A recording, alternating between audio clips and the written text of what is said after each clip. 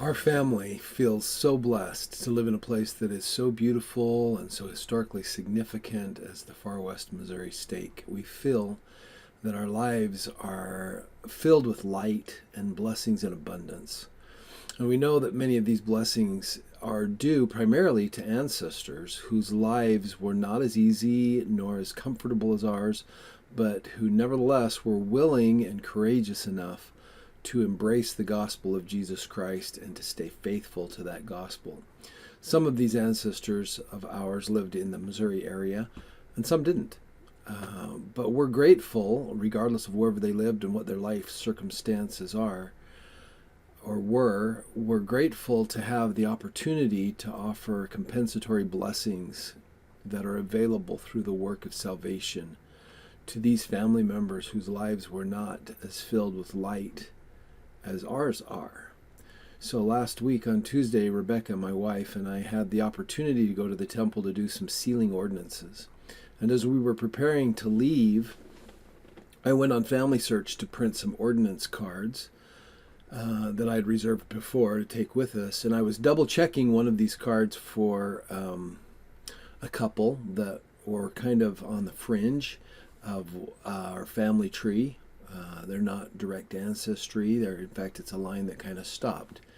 And there I found information about, I found a record hint that led to a Find a Grave memorial.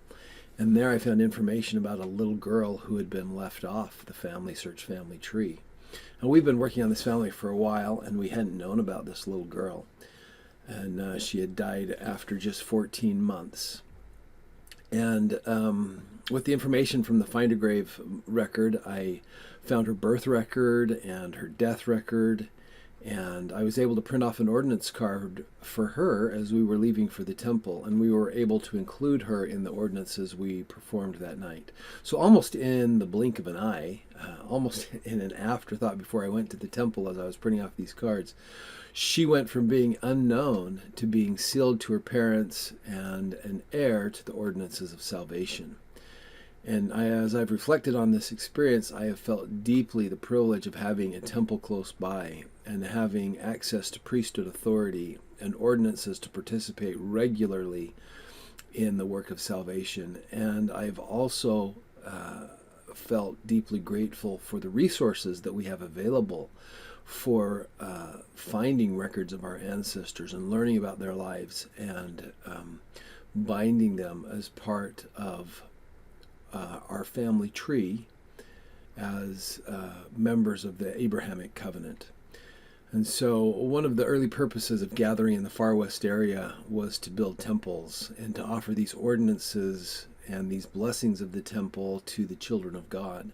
And we're grateful to be able to arise and to shine forth and to offer these same blessings to family members who never had that opportunity in life.